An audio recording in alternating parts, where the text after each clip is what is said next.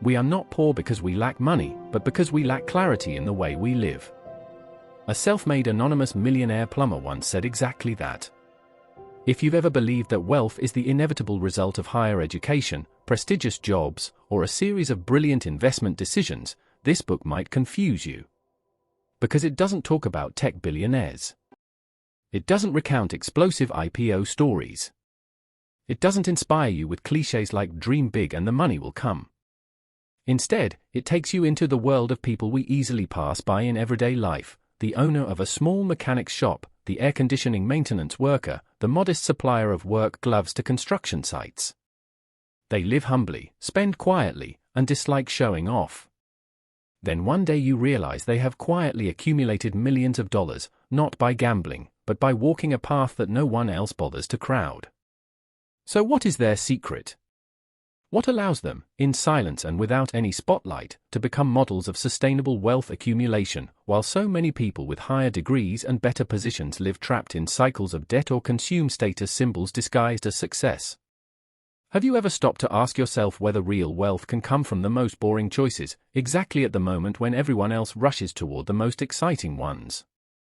If you're patient enough not to demand instant answers, but allow this book to convince you through data, behavioral patterns, and the lifestyles of these nameless millionaires, you may never look at the way you earn, spend, and relate to money the same way again.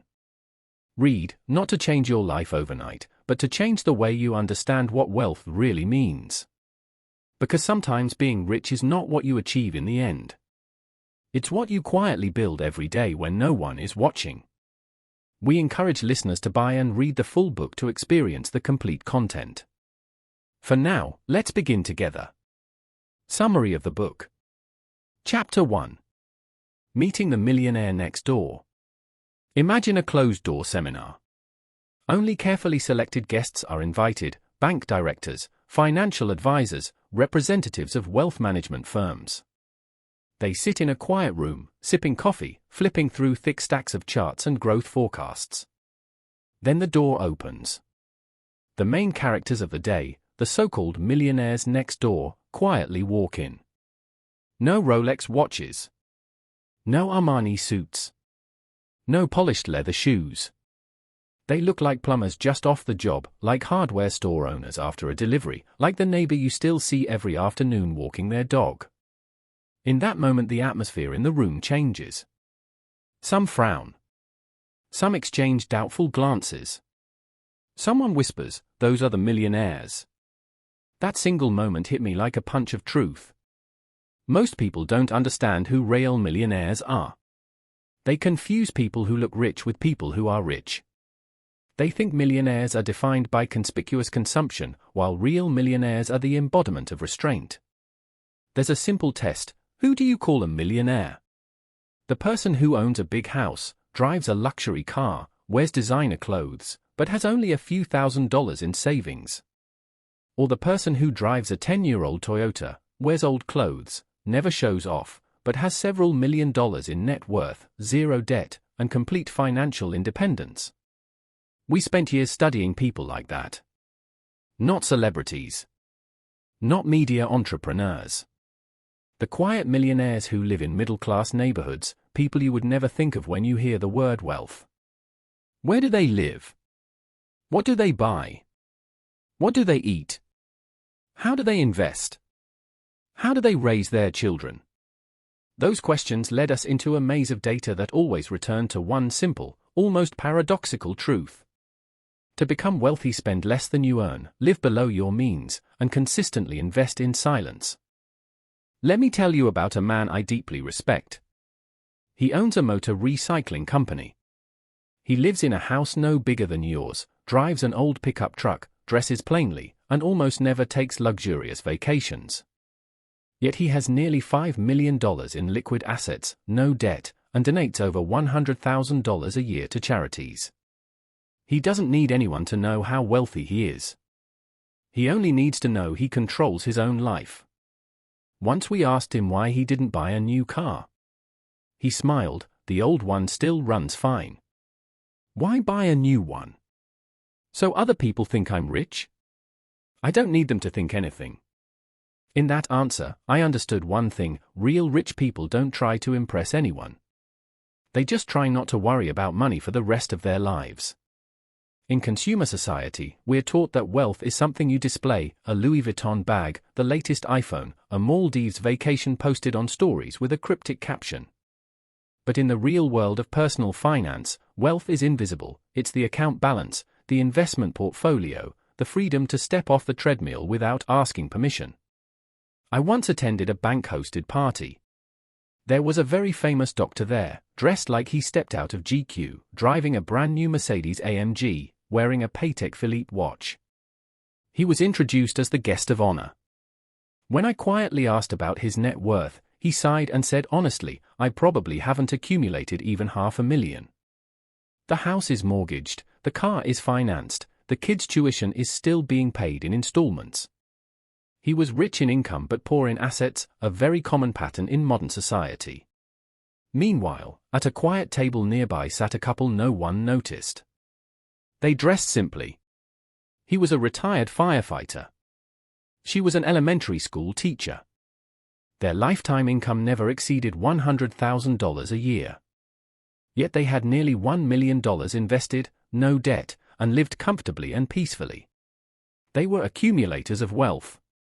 They never appeared on TV. They were never invited to speak. But they were living a life many only dream of. From thousands of cases studied, we began to see repeating patterns. A pattern not based on luck or genius, but on discipline, restraint, and strategy. That's why we created a simple formula so you can compare yourself to the millionaire next door. Age times annual pre-tax income divided by 10 equals expected net worth. If your net worth is twice that number, you are an accumulator of wealth, outstanding wealth builder. If your net worth is less than half that number, you are an underaccumulator of wealth, poor wealth builder. I know some will object, this formula doesn't apply to me. I live in an expensive city. I have young children. I haven't had the opportunity. I understand everyone has circumstances. But I've also met people who overcame theirs: a single mother on average income who still saved and invested 20% every month, a software engineer who never got promoted in 10 years yet bought 2 rental properties. The problem isn't circumstances. The problem is mindset. The millionaire next door didn't get rich because they got lucky. They got rich because they refused to live like the majority. One thing I never forget when meeting these millionaires is that they're not only good at making money, they're excellent at defense. In sports, we remember the strikers who score goals. But in personal finance, defense is what builds empires. They don't earn to spend. They earn to be free. Take this example: a small plumbing shop owner in Houston with modest but steady income. He lives in a house he bought 20 years ago, does his own gardening, fixes his own roof, and every month puts 25% of his income into index funds. He doesn't chase trends, doesn't care about Bitcoin, doesn't follow meme stocks. But after 25 years, his net worth exceeded $1.2 million. When I asked how he felt, he said, "I feel light." That light feeling isn't something everyone understands. It's not the thrill of winning the lottery. It's the feeling of being able to say no without fear of being fired. It's sending your child to college without borrowing. It's seeing someone post about their Bali vacation and feeling calm, because you don't need to go anywhere to prove anything. And you know what's interesting? These are often the people who help others the most, precisely because they don't try to prove anything to the world. One stamp shop owner we interviewed, with over $2 million in net worth, donates nearly 15% of his profit every year to local schools and public libraries. No photos for the newspaper. No name on the classroom wall. Just, "I felt I should do it." These millionaires share one common trait: they are extremely good at delaying gratification. They don't buy a new car the moment they get a raise. They don't upgrade their phone because a new model came out. They don't borrow to renovate their house to keep up with the neighbors. They understand that every spending decision today is a statement about their future, and that keeps them out of the invisible whirlpool drowning millions of people, working just to cover expenses, and spending just to prove their worth. That whirlpool is called competitive consumption. One of the stories that haunts me most is about a neurosurgeon earning over $600,000 a year but living in endless debt. 3 houses, 5 cars, private school tuition for 3 children, and a life where everything had to be extravagant. He couldn't stop because if he did, he feared people would think he had fallen behind. After 25 years of practice, his net worth was still under $400,000. He wasn't accumulating wealth, he was accumulating pressure. Meanwhile, a public school janitor in Kansas we studied, a widowed woman living alone, quietly invested in Vanguard index funds for 40 years. When she passed away, they discovered she left nearly $3 million in investments. The entire amount went to a scholarship fund for poor students. The press called her the invisible millionaire. But to me, she proved one thing: being rich isn't about how much you have, it's about what you do with what you have. There is a widespread misconception: people think high income is a prerequisite for wealth. The truth is that high income without financial discipline is just a fast way to earn money, and an even faster way to spend it. Real rich people aren't those who have a lot of money, they're those who know how to keep it. And more than that, they're the ones who can say no to seemingly harmless temptations that quietly kill financial freedom day by day. I once asked a millionaire in Wisconsin, who lives in a 120 square meters house and cooks every day, why he didn't move to a bigger house. He just smiled. What for? I'm used to it here. A bigger house doesn't help me sleep better. For people like him, wealth isn't about expanding physical space, it's about shrinking the gap between needs and contentment. When you think you need more to be happy, you'll always be running. But when you learn to feel enough, you start to become truly rich, without needing to prove anything, without needing to show off, just the quiet power of a growing investment account and a life where you are the driver, not the passenger. For people like him, wealth isn't about expanding physical space, it's about shrinking the gap between needs and contentment. When you think you need more to be happy, you'll always be running. But when you learn to feel enough, you start to become truly rich, without needing to prove anything, without needing to show off, just the quiet power of a growing investment account and a life where you are the driver, not the passenger. And then I realized something else most of the people we studied shared: they don't envy others. They don't compare. They possess a quiet confidence, a contentment that doesn't depend on external validation, and that is an intangible asset money cannot buy. One of the last interviews in our research left me stunned for a long time afterward. It was with an elderly retired man living in a modest suburban neighborhood outside Atlanta. He had once run a small business supplying sanitary equipment to restaurants and hotels. Nothing flashy, never mentioned in the press. But he was a millionaire. I asked him, if you could go back in time, what would you do differently? He smiled gently and said, I wouldn't change a thing. I never worked for money. I just wanted to sleep well at night, live simply, and make sure my children never had to carry my burdens. In that moment I understood, the drive to accumulate wealth for these people isn't greed, it's the desire to control their own lives in the most peaceful way possible. The millionaires next door don't compete. They build, in a world that measures everything by speed. They choose patience in a society that throws money around to impress. They choose silence to accumulate. They are the quiet overachievers who never need to step on anyone to rise. We met hundreds of them. Each from different trades, different cities, different backgrounds. Some started with nothing. Some never went to college. But they all shared one thing: they didn't spend money to prove their worth. They knew worth doesn't come from what you wear on your wrist, it comes from how many choices you can make without begging. Being rich isn't having a lot of money. Being rich is being able to say, I'm quitting, without panicking. Being rich is being able to pay for your parents' medical treatment without scraping together every last dollar. Being rich is being able to turn down a lucrative opportunity if it doesn't align with your values. And at a deeper level, being rich is when money no longer decides who you are. We often talk about something we call hidden value. It's the value you can't see when you only look at paychecks, price tags, or credit reports. Hidden value lives in daily habits, someone who packs lunch instead of eating out, someone who reads investment books instead of scrolling social media, someone who drives an old car but has a brand new investment account every month. Those things don't make pretty photos, but they are the foundation of lasting wealth. Most self-made millionaires are married to someone who shares the same values. If one saves while the other spends recklessly, wealth is almost impossible to build. In these cases, marriage isn't just emotional, it's a strategic alignment in financial mindset. I'll never forget one couple. He was a technician, she was a nurse. They never took extravagant trips, never used credit cards for lifestyle purchases, and held family meetings every quarter to review spending and investments. By retirement, they had over $2 million in net worth, 3 rental properties, and a small scholarship fund in their name at the local university. They weren't financial geniuses.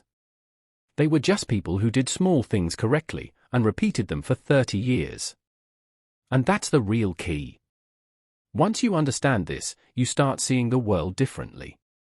You no longer feel jealous when someone shows off a new car. You no longer feel lacking when friends buy the latest iPhone and you don't. You begin to see freedom as the most beautiful form of wealth. And you start acting, not for other people's eyes, but for your own future. I didn't write this book to make you idolize these quiet millionaires. I wrote it to show you that the path is open to everyone. No luck required. No genius required. Just the courage to be different. In a world that constantly encourages you to spend money to be loved, you choose to save money to be free.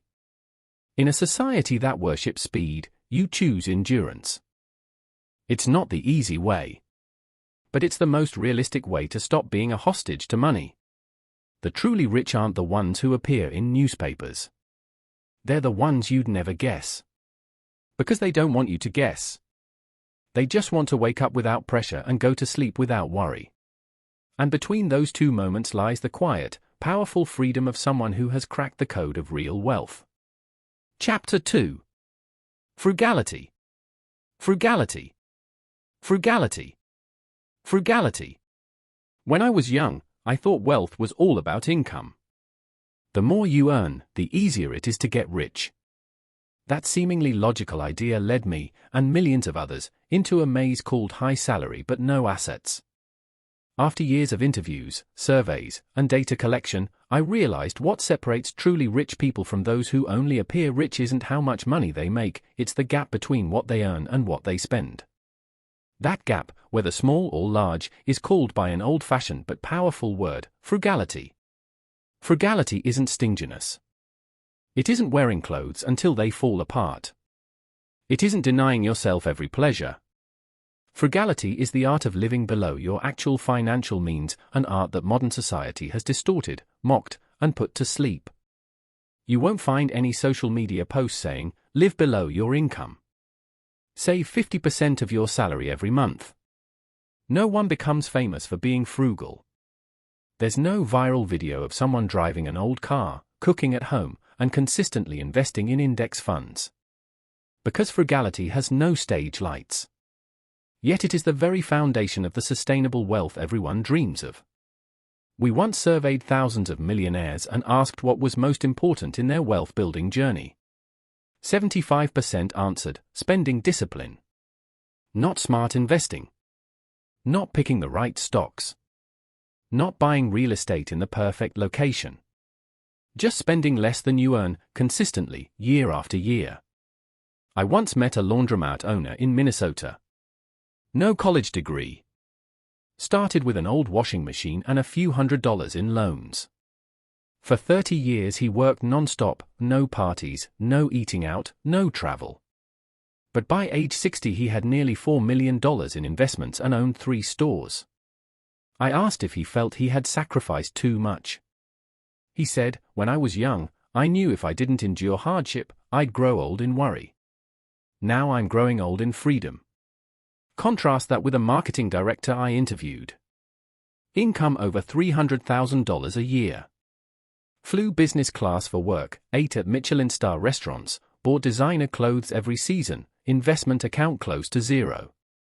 He admitted, "I don't know where the money goes, it just disappears." That isn't rare. That's common. Frugality doesn't come from poverty. Frugality comes from understanding that spending is a financial decision, not an emotional reward. You don't need to relieve stress by buying something you don't need. You don't need to upgrade your phone because everyone else has the new one. You need to learn to step outside the comparison trap, where people spend money to cover insecurity. We call those who excel at saving accumulators of wealth. They never live beyond their financial means. They track every small expense. They invest instead of splurge. They never say, "I deserve it," because they know the price of "I deserve it" today is dependent on money tomorrow. Let me tell you about another couple I deeply admire. He was a high school teacher, she was a nurse. Their combined income never exceeded $100,000 a year. But they practiced frugality in every detail, bought used cars, ate at home, took nearby vacations, invested steadily into retirement funds. When I first met them, they had already accumulated over $1.5 million. No one believed they were millionaires, even their neighbors. And they didn't care. You know what's wonderful? Frugality doesn't require talent or luck. You just need to know how to say no to small temptations. You need to understand that every time you spend money, you're handing control of your life over to something outside yourself. One shocking statistic from our research, over 80% of the millionaires we studied had never bought a watch costing more than $300. Over 70% didn't own a new car. 60% lived in houses built before 1980. They didn't need to upgrade their appearance. They upgraded their inner freedom. And frugality isn't sacrifice, it's strategy. They understood that spending doesn't bring long-term happiness, but saving brings choices. You may not need much, if you know what enough is. Some of these millionaires had annual shopping lists that consisted of discounted toothpaste, one set of clothes on sale, a tire change, and a few library books. And they still lived happily, still traveled, still enjoyed good wine, just never paid more than necessary. We call people like that strategic consumers.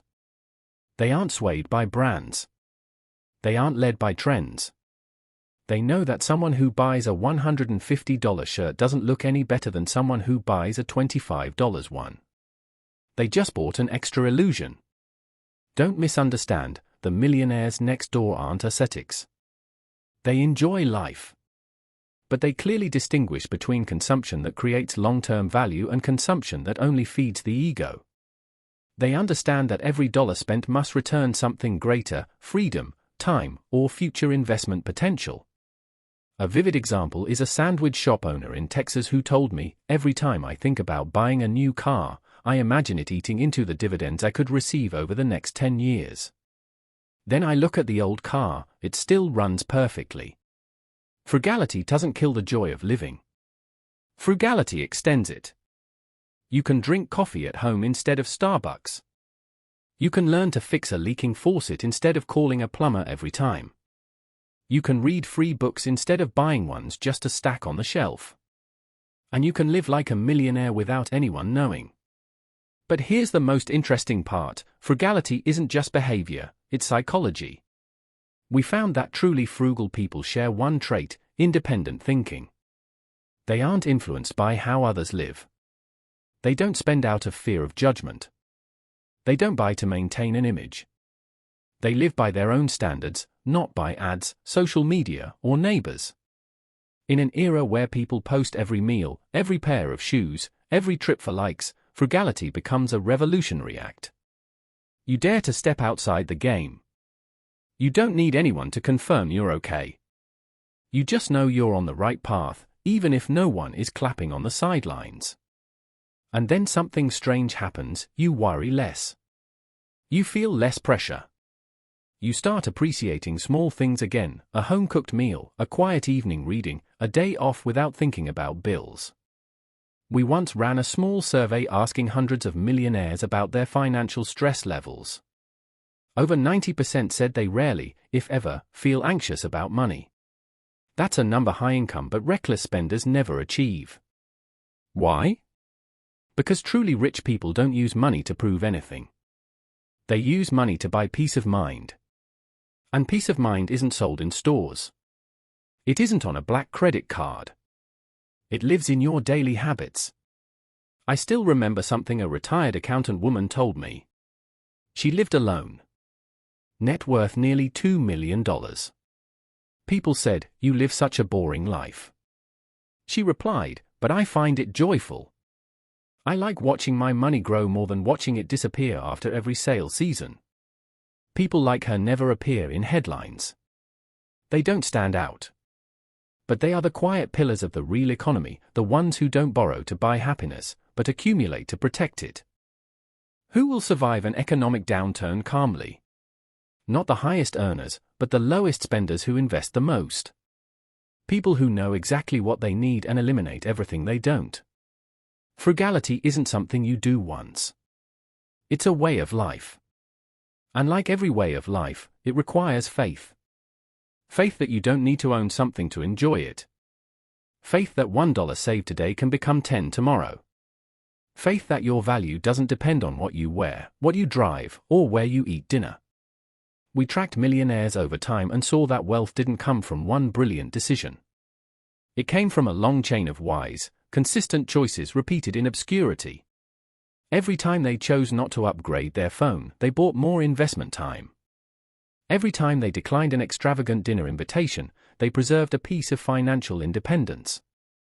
Every time they drove the car one more year, they reinforced the foundation for their children's future. Years later, people call them lucky, good investors, financially savvy. But what I admire most is this: they never waited until they earned more to start saving. They saved even when they had the least. They didn't think, "When I get a raise, I'll get serious about money." They got serious from day one, because they understood, if you can't save on $10, you won't save on $100 either. They didn't wait for favorable conditions. They created them. I'll always remember a conversation with a man who, to anyone looking, seemed perfectly ordinary. He was an appliance repair technician, modest income, old house, grew his own vegetables in the backyard. When I asked if he ever felt deprived living so frugally, he said, "I never thought I was deprived. I just thought I was playing a long game of chess. I wanted to be the one still standing when everyone else quit midway." He played that game for over 30 years, and he won. I've also met people who made a lot of money but always felt they didn't have enough. They spent to feel alive, but they didn't realize they were spending away their own security. A luxury car doesn't cover loan stress. A 5-star vacation doesn't erase retirement anxiety. A bigger house doesn't save a marriage torn apart by money fights. Frugality doesn't protect you from every risk in life, but it gives you a cushion when risks arrive. You don't have to decide in fear. You don't have to say yes because you have no choice. And above all, frugality teaches you a lesson bigger than money: self-mastery in a society that pushes you to consume, through advertising, friends, culture. Saying no becomes a profound act. You don't just keep money, you keep the right to choose. The millionaires next door choose less today to have more tomorrow. No one cheers for them. They have no titles. No bank manager calls them VIP. But they have freedom, and that's worth more than any paycheck. I once asked an old millionaire what the best spending decision of his life was. Without hesitation he answered, "The times I didn't spend." That sentence stayed with me. You've read this entire chapter. Frugality isn't a temporary behavior, it's a philosophy of living in a chaotic world. When you practice frugality, you walk slower, but you go farther. You don't win every battle, you win the war. You don't have to be a millionaire to start. You just have to start acting like someone who understands that wealth doesn't come from spending more, it comes from spending smarter. Be that person. Be the one who can smile when looking at a growing investment account. Be the one who knows their children won't inherit debt. Be the one who realizes they achieved all of this simply through 2 small but mighty words: frugality. Chapter 3. Time, Effort, and Money. One chilly March afternoon in Boston, I sat in a small coffee shop with a man in his mid-50s. Worn jacket, sun-weathered face, and rough like someone who'd just left a mechanic's shop. He was a millionaire, though no one in that cafe would have guessed it, except me. I asked, "What do you think is the most important thing to become wealthy?" He didn't answer right away. He lifted his coffee cup, blew on it gently, then said slowly, "Time. That's the most valuable asset I've ever had, and I've used it more wisely than most people I've met." That answer silenced me for a moment. We usually think of money as the first thing to accumulate. But in reality, time is the original currency. You trade time for skills, skills for income, income to buy back time. If you know how. The paradox is that most of us spend all our time earning money, then spend the money on things that consume the rest of our lives. This chapter is about the three pillars every self-made millionaire deeply understands: time, effort, and money. No lasting wealth is built by focusing on just one while neglecting the other two. Let's start with time. The millionaires next door don't treat time as an endless resource. They treat it as investment capital, and they hate wasting capital. We asked hundreds of millionaires how they use their time. Most answers revolved around things that never make it onto Instagram: budgeting, studying finance, reading books, learning skills, managing portfolios. They don't kill time, they convert it. They understand that 1 hour studying index funds can save thousands of dollars later. 1 hour planning finances can prevent years of debt. They treat time not like pocket change, but like a rare asset to be allocated carefully. Next comes effort. Truly wealthy people usually work harder than you think, but not in the grind until burnout way. They are selective with their effort. They don't do many things, they do the right things. They aren't busy out of habit, they're busy by strategy. Consider a car repair shop owner we studied. He never opened on Sundays. He didn't take walk-in customers at noon. He used that time to read market reports, study new technology trends, and teach his son how to manage cash flow. People called him difficult. I call him focused. Millionaires next door don't scatter effort everywhere. They concentrate it where it creates long-term profit. Sometimes that means fixing the roof themselves. Sometimes it means spending hours in the evening learning about ETFs or compound interest. They know that if they don't invest effort in controlling money, money will control them. And finally, money. It sounds obvious, but let me be clear, not everyone who has money knows how to use it. Real millionaires know how to make money work, not just to earn more, but to reduce mental burden. We asked one woman, widowed and formerly a librarian, why she saved so much when she could have spent freely. She answered softly, "I don't save out of fear. I save so I never have to be afraid." That simple, gentle sentence captures the entire philosophy of the truly wealthy. They don't let money control their emotions, they use money to regulate emotions. Do you know the feeling of lying awake worrying about finances? They don't, because they traded time and effort early so they'd never have to live in that state. They invest money not only in stocks or real estate, but in knowledge, skills, health, freedom of choice, and lasting relationships. They don't use money to prove status. They use it to build a foundation against foreseeable risks. I once met a couple who perfectly illustrated these three pillars: time, effort, and money. He was an elevator maintenance technician. She was a preschool teacher. Their combined income never exceeded $90,000 a year. Yet after more than 30 years of simple living, steady saving, and consistent investing, they had over $2 million in net worth, no debt, and owned 2 rental properties generating stable income. What impressed me wasn't the number, it was how they used every unit of time.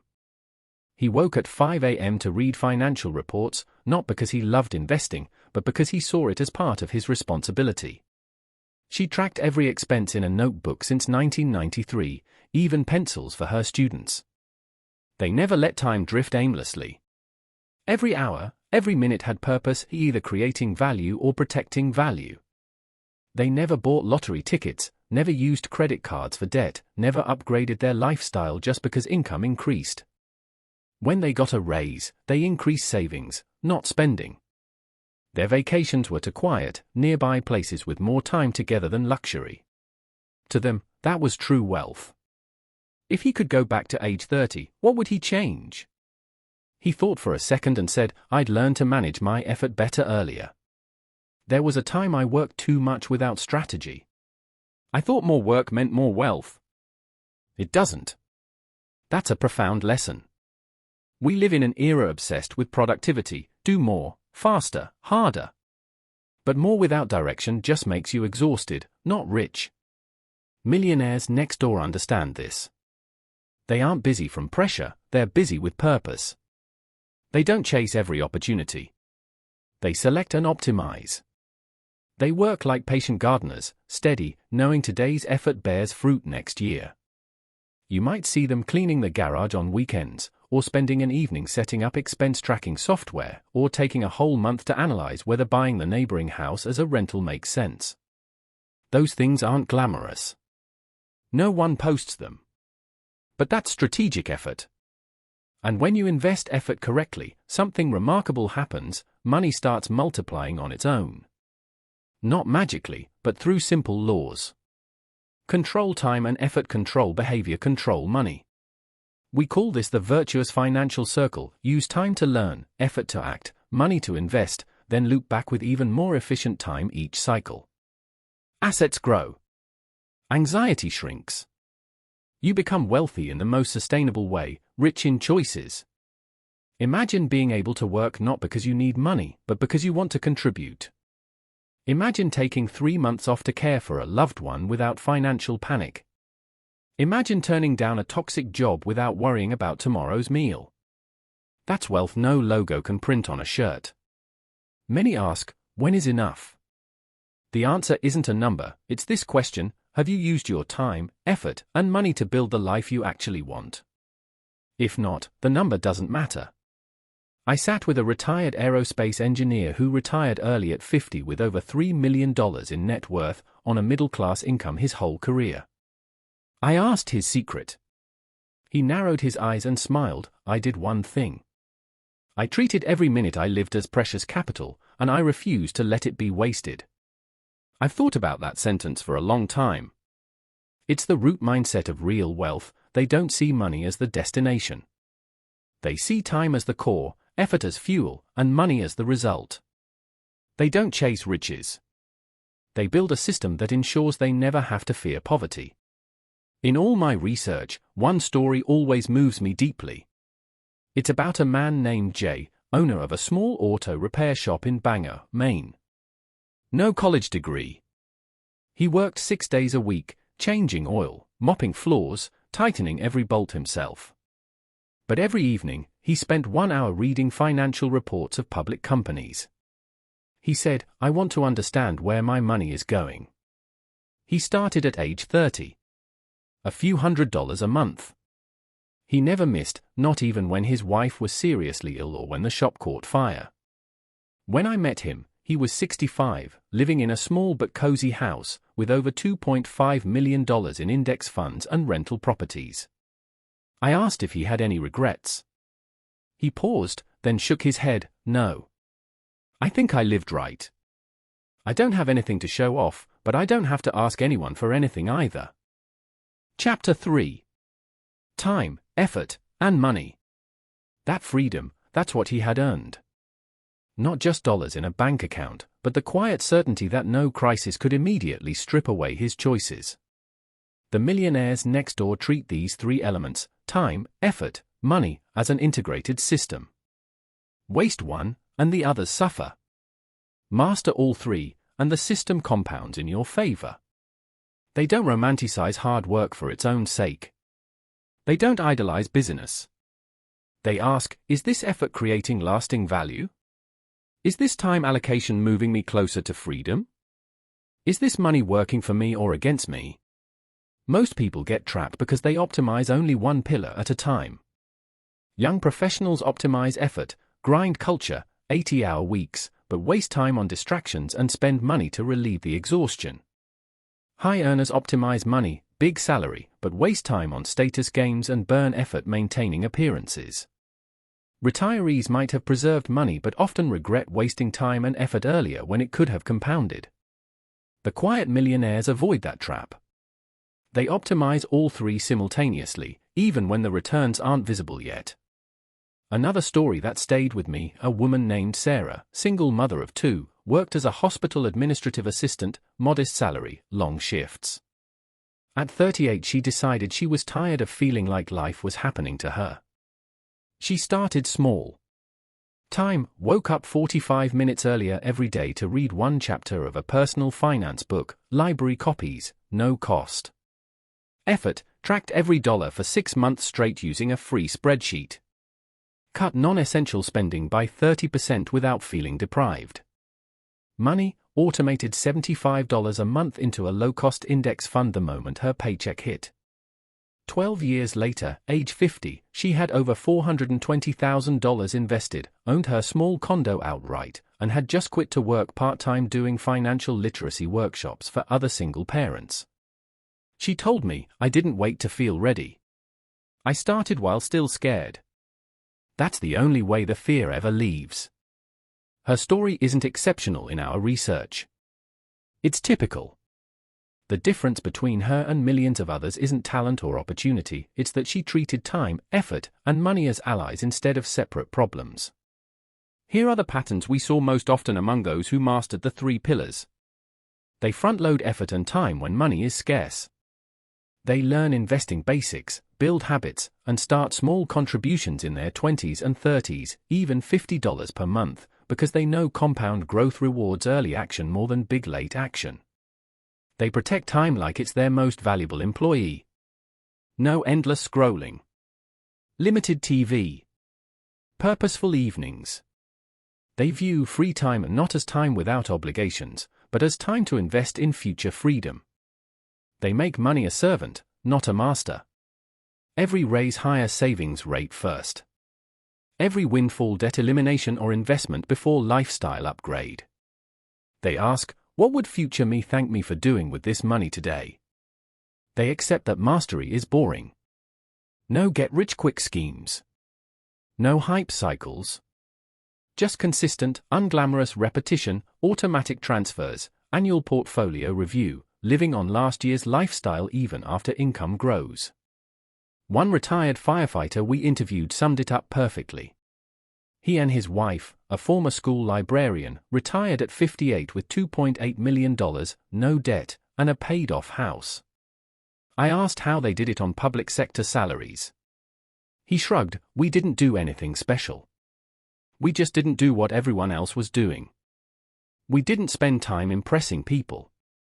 We didn't waste effort chasing status. And we never let money feel like the boss." That sentence captures the essence. Wealth isn't built by doing extraordinary things. It's built by avoiding ordinary mistakes, consistently, over decades. And the most powerful realization from all these stories? You don't need permission, a big inheritance, or perfect timing. You just need to start treating your time, your effort, and your money with the same deliberate care you'd give to something truly precious. Because they are. Chapter 4. Raising children who don't need your money. One of the most consistent findings across all our interviews with self-made millionaires is this: the truly wealthy almost never raise children who remain financially dependent on them into adulthood. They love their children deeply, often more than anything else in life, but they draw a clear line between love and financial enablement. They understand that giving money too freely can quietly erode the very qualities that made them successful: discipline, responsibility, resilience, and the ability to stand on their own. We call this pattern a financial parenting with guardrails. A common story we heard: parents who quietly accumulated millions, yet when their adult children asked for help buying a house, a car, or paying off credit card debt, the answer was often some version of, "I'll match what you've already saved. I'll lend you the money at a low interest rate, but you must have a repayment plan. I'll pay half if you work part-time while studying to cover the rest." It felt harsh to some of the children at the time. Years later, many of those same children thanked their parents. One father, owner of a successful but unglamorous industrial supply business, explained it this way: We realized early that the more we solved their money problems, the fewer problems they learned to solve themselves. We didn't want to raise adults who were good at asking for help, we wanted adults who were good at not needing it. Data from our research backs this up strongly. Adult children who received regular, unconditional financial support from parents after age 22 showed significantly higher spending-to-income ratios, lower savings rates, and higher likelihood of carrying consumer debt into their 40s compared to peers from similar income backgrounds who received little or no ongoing support. In other words, overhelp often creates underprepared adults. The millionaires next door don't refuse to help, they refuse to disable. They turn support into structured lessons whenever possible. Examples we documented. A father agreed to pay half of his son's university tuition, but only if the son worked summers and part-time during school to cover the rest. The son initially resented it. At 29 he owned his first home, had zero credit card debt, and had built an emergency fund covering 6 months of expenses. He later said, "I hated Dad for it at 20. I thanked him every year after 25. A mother, former nurse, multimillionaire through disciplined investing, refused to pay off her daughter's student loans after graduation. Instead, she offered to match every dollar the daughter paid down herself. The daughter paid off $78,000 in loans in 4 years, faster than most of her peers, and developed fierce financial discipline in the process. One couple set up opportunity funds for each of their 3 children at age 21, $20,000 each. But the money came with a contract: if used for education, skill building, business startup, or income-producing assets, the parents would double it. If used for consumption, vacation, car down payment, wedding beyond a modest budget, the gift ended there. All 3 children chose investment paths. Today none of them need parental support. The guiding philosophy is simple but firm. We will give our children roots and wings, not crutches. They believe inheritance should be enough to provide a fair start, not enough to remove the incentive to finish the race. One Arizona millionaire put it bluntly when I asked how much he planned to leave his 3 children. "I'll leave them enough to get a running start, but not enough to quit running."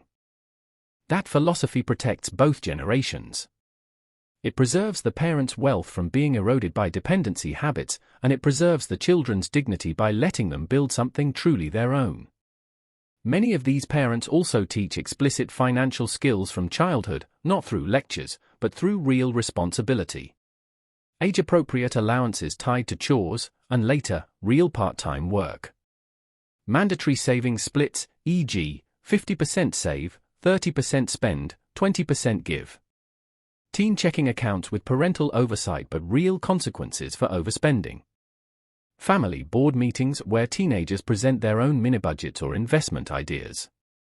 By college age, many of these children already understand compound interest, emergency funds, consumer debt traps, and the difference between assets and liabilities, not because they were forced to read textbooks, but because they lived the principles. The result? When these children leave home, they don't leave as dependents, they leave as capable adults carrying the same quiet financial DNA that made their parents wealthy in the first place. And perhaps most importantly, the parents sleep better knowing they didn't accidentally raise adults who fear independence more than they fear struggle. Because real love, these millionaires believe, sometimes means letting your child struggle safely, while they still have a safety net of wisdom, not just cash. Chapter 5. The role of partnership and marriage in wealth building.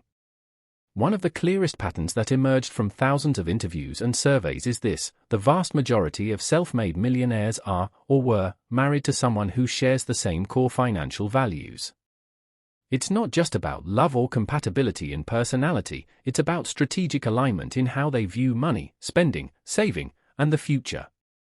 We found that in households where both partners had roughly the same frugality mindset, discipline level, and long-term orientation, wealth accumulation was dramatically faster and more durable, even when individual incomes were modest. Conversely, when one partner was a natural saver and investor while the other leaned toward spending or lifestyle escalation, wealth building slowed, stalled, or in extreme cases reversed, regardless of how much money came in. This isn't about blaming one spouse over the other. It's about recognizing that marriage is one of the most powerful financial multipliers, or dividers, in life. Here are the key patterns we observed among the couples who built significant wealth together. Shared definition of enough. Both partners felt content with a similar standard of living. They didn't have dramatically different ideas about what constituted a normal house, car, vacation, or wardrobe. When one said this is plenty, the other genuinely agreed, not just to avoid conflict, but because they felt the same way. Joint financial transparency. Almost without exception, these couples maintained complete visibility into income, expenses, debts, and investments. Many held regular, monthly or quarterly, money meetings where they reviewed bank statements, tracked progress toward goals, and made decisions together.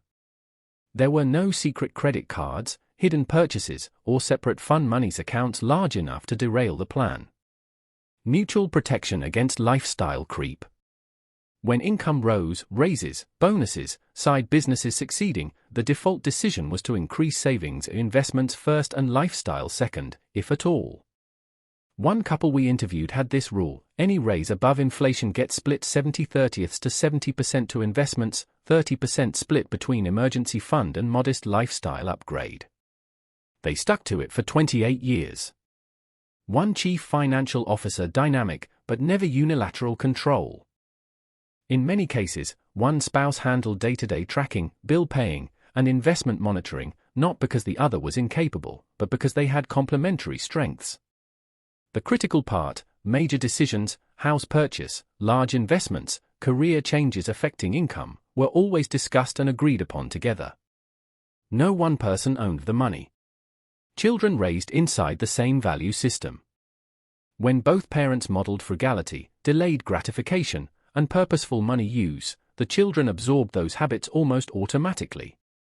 Mixed messages: dad says save, mom says we deserve this vacation, created confusion and often weaker financial outcomes in the next generation. A few memorable couples that illustrated this principle. The teacher plus nurse duo, mentioned earlier, combined income never above $100,000 per year, yet over $2 million net worth plus rental properties by retirement. They credited their success to one non-negotiable rule: we never make a spending decision that the other would feel uncomfortable with. That single sentence prevented countless potential conflicts. The mechanic plus bookkeeper couple: he ran a small auto repair shop, she managed the books part-time. They lived in the same modest house for 32 years. Whenever business was good, they asked each other, what would future us want us to do with this extra cash? The answer was almost always the same: invest it. They retired at 61 with $3.4 million. The high-conflict counterexample: we also studied several high-income households, doctors, lawyers, executives, where one spouse spent lavishly while the other tried to save. In almost every case, resentment built, wealth accumulation suffered, and several ended in divorce, with significant asset loss during division. The data was stark: couples with aligned financial values had, on average, 3-4 times higher net worth at the same age and income level compared to couples with mismatched habits, even after controlling for education and career. One retired couple summed it up beautifully when I asked their secret to building wealth together. We didn't marry each other's money. We married each other's values. The money just followed. That alignment didn't mean they never disagreed. It meant disagreements were about tactics: should we invest in index funds or pay down the mortgage faster, not about fundamental philosophy: do we deserve luxury now or later?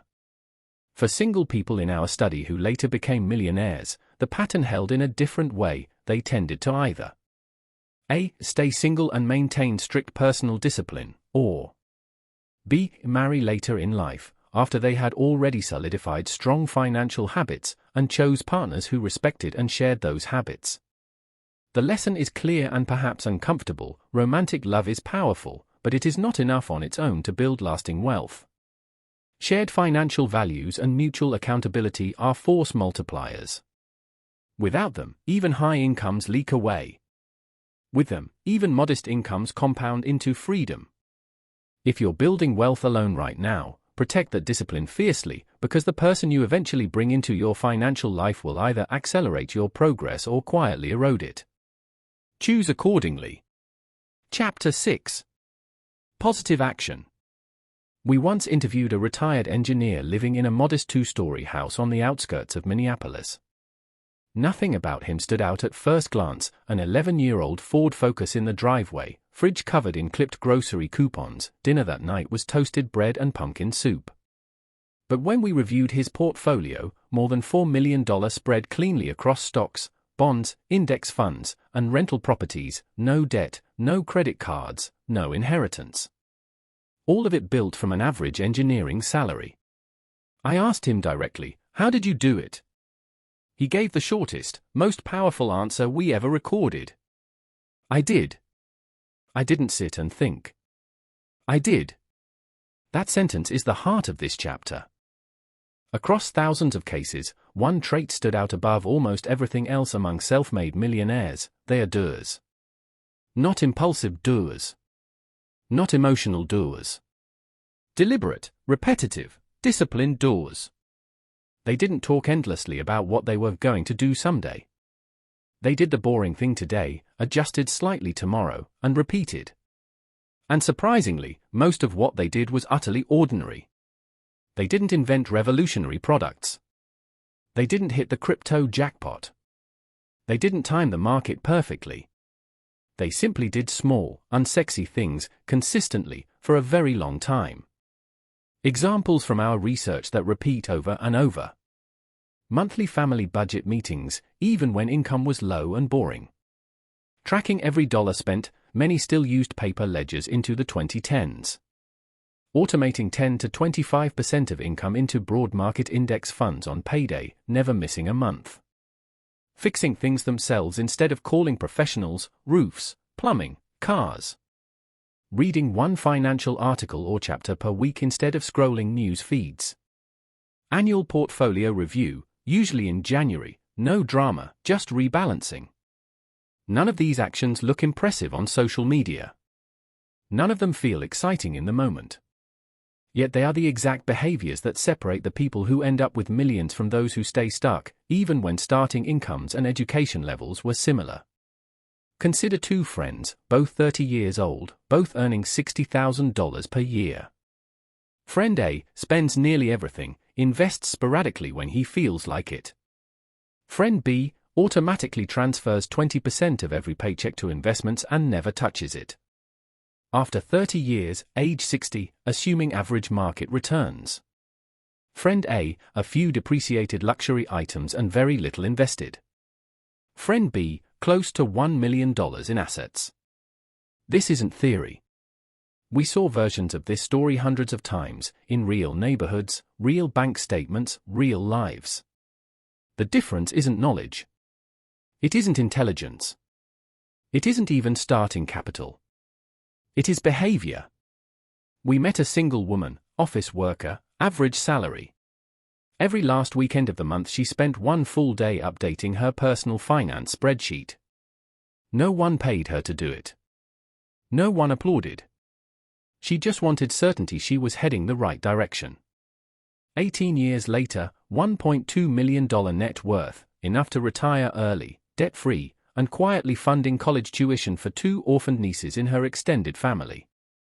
When we asked her secret, she said simply, "I acted before I felt ready." Most people wait until they feel ready, and that day never comes. That is the dividing line. Millionaires next door don't wait for perfect conditions. They don't wait for more knowledge. They don't wait for motivation. They create momentum through action, even while still uncertain. Common myths they quietly ignored. I'll start investing seriously when I earn more. They started with whatever they had. I'll get out of debt first, then save. They saved tiny amounts while paying debt. I'll learn everything about investing before I begin. They started with one simple index fund and learned by doing. One man, Bill, ran an air conditioning repair business in South Texas. No college. No Excel skills.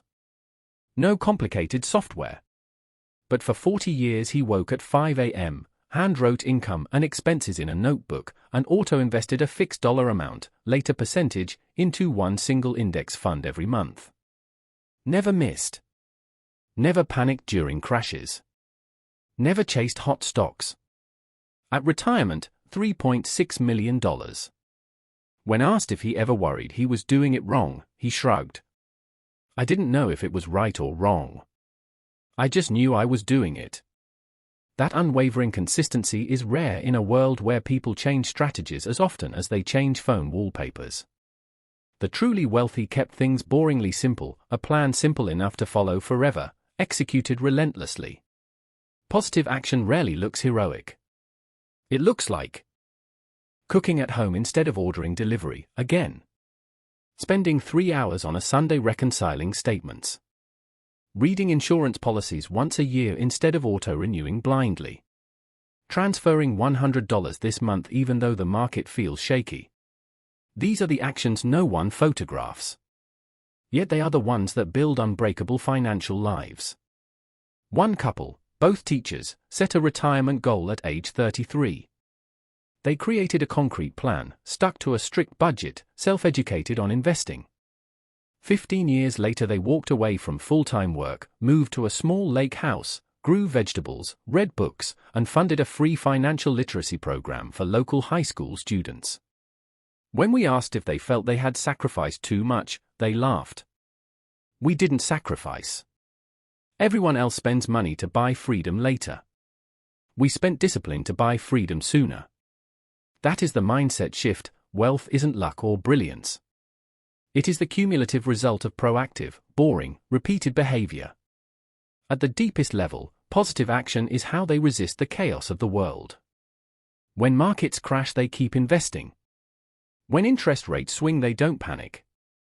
When everyone fears inflation, they stick to the plan they set years earlier. Because they know the world changes constantly, but core financial principles do not. And one of those principles is: you will not become wealthy by outsmarting everyone else. You become wealthy by consistently outbehaving your previous self. A strange trait we noticed in almost all of them: they didn't wait for motivation. They didn't need inspiration. They didn't wait for the right moment. They created motivation by acting, not the other way around. That one reversal separates dreamers from accumulators. They didn't say, when I earn $100,000 a year, I'll start investing. They said, I earn $40,000 now, I'm starting with 10% today. They didn't say, I'll learn money management after I'm debt-free.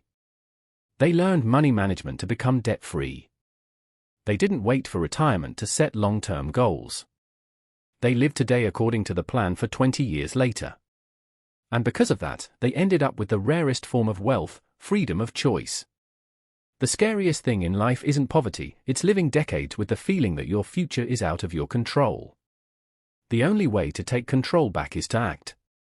Today. Even if you don't feel ready. We interviewed a 42-year-old divorced woman, former low-paid office clerk, raising 2 children. For years she believed nothing could change. Then one day she read a single sentence on a library flyer. Act as if your life depends on it. Because it does. That day she started tracking expenses. Borrowed investing books from the library. Opened a small investment account. Cut living costs by 25%. 12 years later, $600,000 in assets, condo paid off, preparing to teach free personal finance classes for other single mothers. When we asked how she did it, she said, I acted before I believed I could. That's the only way belief ever arrives. Millionaires aren't fearless people. They are people who act despite fear. And the best news, the required actions don't have to be huge. You don't need to invest $10,000 to start, $50 per month consistently is enough. You don't need a 20-page retirement plan, a simple spreadsheet and a commitment to keep it alive is enough. A formula we heard repeated by hundreds of millionaires. Small plus consistent plus time equals miracle. It sounds boring. It is boring. And that's exactly why it works.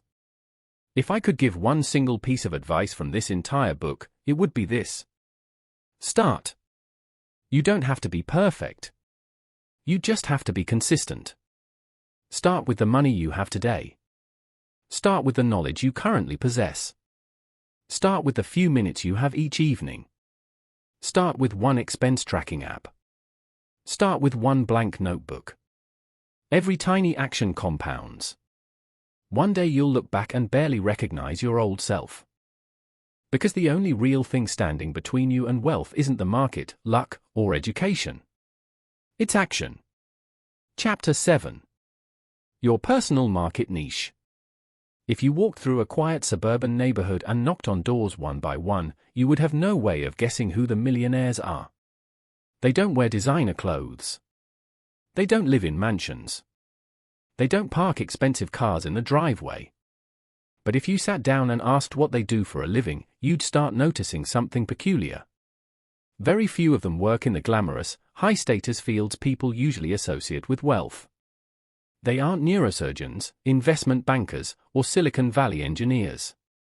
Instead, they are owners of small, unglamorous businesses operating in what we call market niches, narrow, overlooked segments of the economy where competition is low, customer loyalty is high, and profit margins can remain stable for decades. This is one of the most important, and least discussed, secrets of the millionaires next door. Wealth rarely comes from being the most famous or the most visible. It comes from owning a small, defensible corner of the market that no one else bothers to dominate. We call these your personal market niche, not trendy startup-style niches, but real, boring, everyday needs that someone has to serve reliably. Examples we documented repeatedly. A man in Pennsylvania who owned a company supplying water pumps specifically for dairy farms. No one dreams of doing that as a child. No one calls it a hot industry. But he understood the sector inside out, seasonal repair patterns, exact equipment specifications, what farmers needed before they even asked. 30 years later he sold the business for $12 million and retired to a small horse farm. A couple in Atlanta who built their wealth selling heavy-duty safety cables for truck fleets. Sounds dull? Their gross margin stayed near 30% year after year because they knew every specification, sourced reliably, delivered on time, and kept promises. They never tried to disrupt anything, they just served one narrow need exceptionally well. A woman in rural Vermont running an oil heater maintenance service. Almost no one in the city even knows such a business exists. She owned 2 service trucks, employed 3 skilled technicians, generated $400,000 in annual profit, lived in a modest wooden house, cooked every meal herself, and quietly invested most of it in dividend stocks. Net worth approached $5 million. Her secret: I chose a market everyone else looked down on, then stayed in it long enough to become the best. The pattern repeats. While most people chase sexy or high-growth industries packed with competitors, the quiet millionaires choose small, unsexy, low-competition fields where barriers to entry are low but barriers to excellence are high.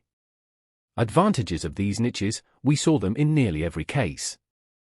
Low competitive pressure: few people want to do the work, so you don't have to fight thousands of rivals for every customer. High customer retention: once you prove reliability in a niche, word of mouth and repeat business become almost automatic. Stable, predictable margins, no boom-bust cycles. Steady cash flow that can be reinvested for decades. Another striking example: a man in Arizona who ran a commercial dumpster cleaning service for office buildings and retail centers. Yes, cleaning trash bins. Most people avoid even thinking about it. He saw recurring demand, poor existing service quality, and an opportunity to differentiate through professionalism, on-time arrival, polite staff, thorough deodorizing, photo reports after each clean. 3 tough early years, then referrals snowballed. By year 6 he had long-term contracts with over 50 buildings and $100,000 monthly recurring revenue. He still drove an old truck and invested most profits into real estate. Key lesson he taught us: you don't need to be the best in the entire world. You only need to be the best in your tiny corner of it. Millionaires next door rarely aim to appear on Forbes lists. Their goal is simpler and more powerful. Stable income. Good margins. Flexible time. Control over their own schedule and decisions. They build workshops on the ground, not castles in the cloud. Then they improve gradually, better systems, better training for employees, higher service quality until they become nearly irreplaceable in their niche. These niches don't need you to be the most creative, the smartest, or the most credentialed person. They reward patience, mastery of a narrow craft, deep understanding of a specific customer's real pain points. We followed one immigrant who started as general construction labor. He noticed many small contractors constantly needed reliable post-construction cleanup crews, a job no one competed for seriously. He began taking small contracts alone, bought better equipment over time, hired help, invested in industrial vacuums. 15 years later, nearly 40 employees, long-term contracts with large builders, over $1 million annual profit flow. He still drove an old truck and ate homemade sandwiches. When I asked if he ever felt beneath the work, he laughed. People see me sweeping. I see myself sweeping a path to financial freedom. That mindset shift is everything. Your niche isn't limited by industry, it's limited only by your thinking. Look around any city or town. Specialized spare parts for old factory machines. Correct size stainless steel sinks for restaurants. Reliable transport for elderly medical appointments. Regular maintenance of office indoor plants. All are markets. All can accumulate wealth. All can become the foundation of quiet, lasting riches if you look at them through the eyes of someone building assets instead of someone chasing recognition. Don't underestimate small things. The production line needs replacement gears. The restaurant needs the right-sized sink. The elderly need safe rides to doctors.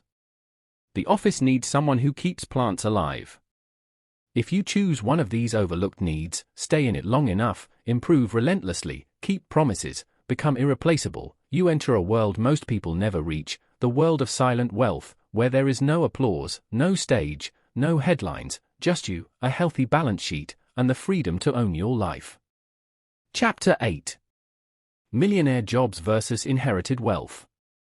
If you go back a few decades, society widely believed that choosing the right profession meant choosing a secure life forever. Doctor, lawyer, engineer, those were the dream jobs parents pushed their children toward. Get into university, join a big corporation, earn a high salary, climb the ladder steadily. That path was called stable. But when we studied thousands of self-made millionaires, people who built multi-million-dollar net worth without any inheritance, a very different picture emerged. Most of them did not follow that traditional path. They did not work for someone else long-term. They owned their work. The first question we asked when meeting them was rarely, "What do you do?" It was, "Who controls your income?" The answer, almost always, they did. While the middle class tried to please the boss, the millionaires next door focused on building and serving their own customers. They worked not to be praised, but to control the system that generated value, and therefore cash flow. Meet Jay, a man driving an old pickup truck who runs a small plumbing business on the outskirts of Detroit. No college degree. His office is a used shipping container behind his house.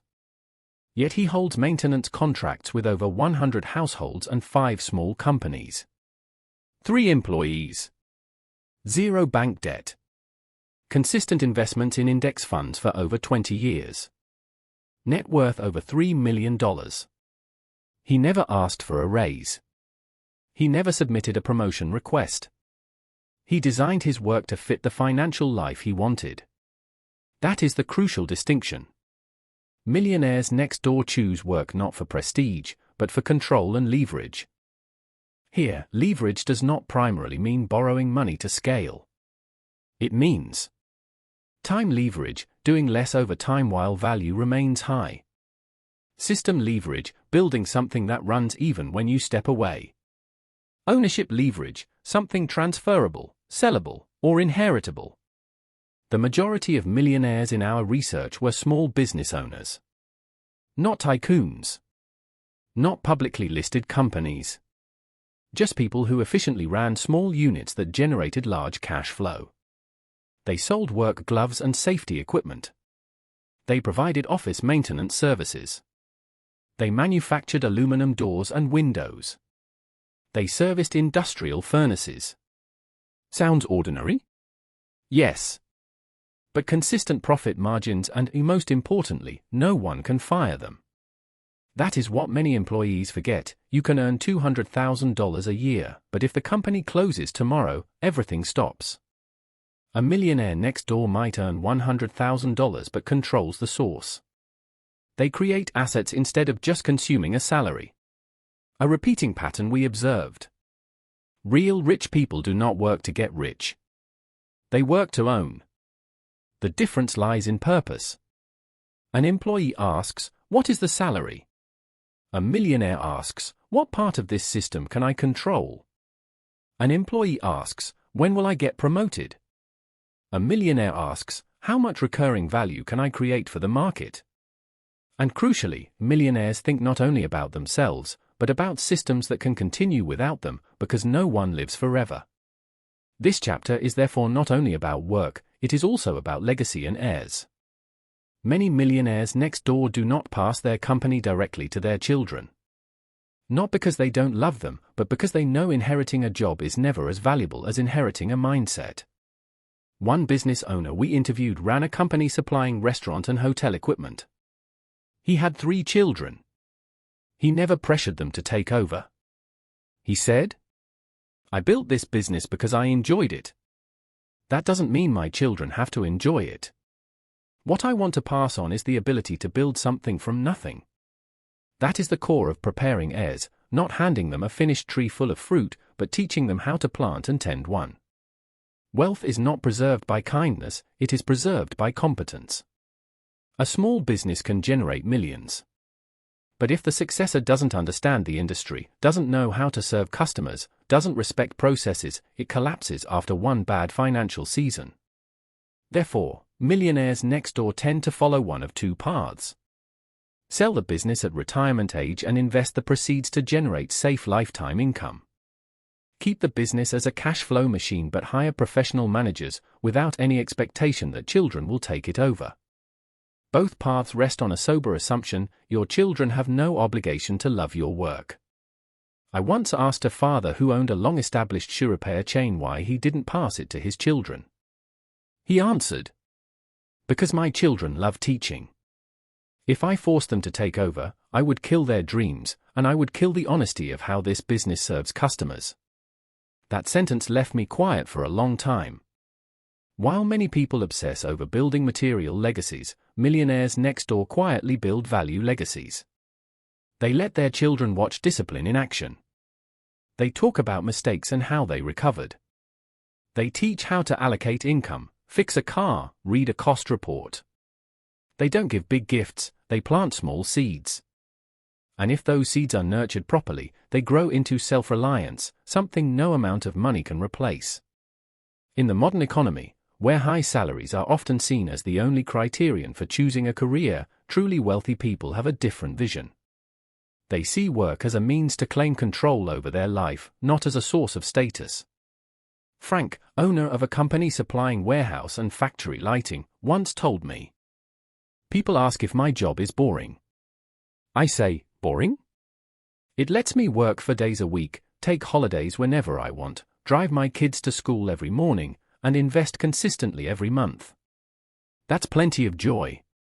That statement is a gentle slap to the illusion that work must be passionate, creative, innovative every hour.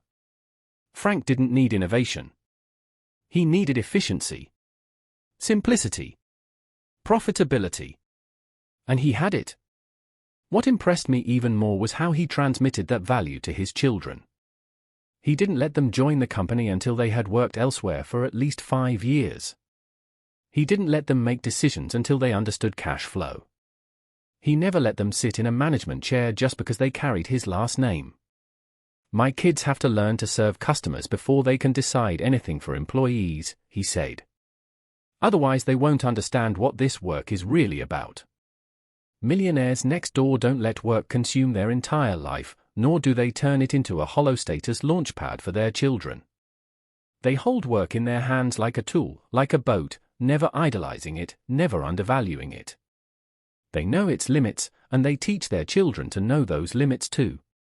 If you want to leave assets to your children, remember, no financial gift is more valuable than the ability to control work and the mindset of ownership.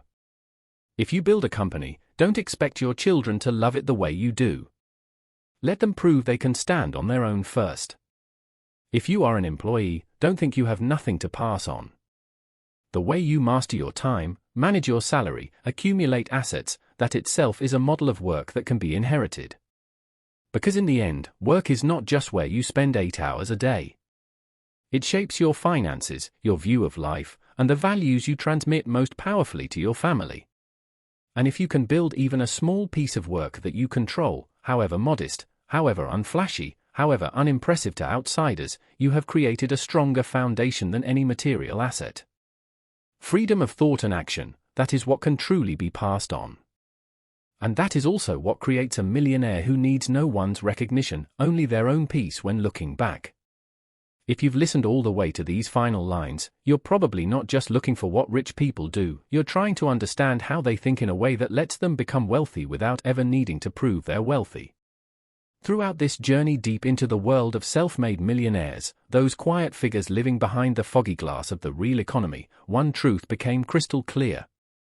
Wealth is not a destination. It is the cumulative outcome of calm, disciplined, and showy decisions repeated over time. And if there is one thing most worth saying about them, it is not how much money they made, it is how fiercely they refused the lifestyle that causes most people to spend everything they earn. I thank you for listening, not just with your ears, but with a quiet, genuine curiosity. If this book, or this summary, has even a little value, it is because it re-asks some very basic questions. Do you really need to prove anything to anyone else? Or do you need a life run by clarity instead of the desire to be seen? If anything here has made you pause and rethink how you spend money, where you choose to live, or who you want to become, then perhaps we have met, not merely across words, but across something more important. If you feel this book is worth it, I invite you to buy it, read it fully, and feel the complete experience for yourself. And if you'd like to leave a short review or note, not for the author, but for the people who come after you still teetering between flashy advice and quiet truth, even one sentence is enough. Think of it as slipping a bookmark between pages so the next reader doesn't have to start from blank space. If there is another book you'd like me to summarize or narrate next, send the title. Don't choose based on what's trending. Choose the one that keeps you awake at night. The one you're afraid you don't have the patience to finish. Because that's usually the one you most need to hear. We don't pick good books. We pick books that force us to change. For now, thank you, and goodbye.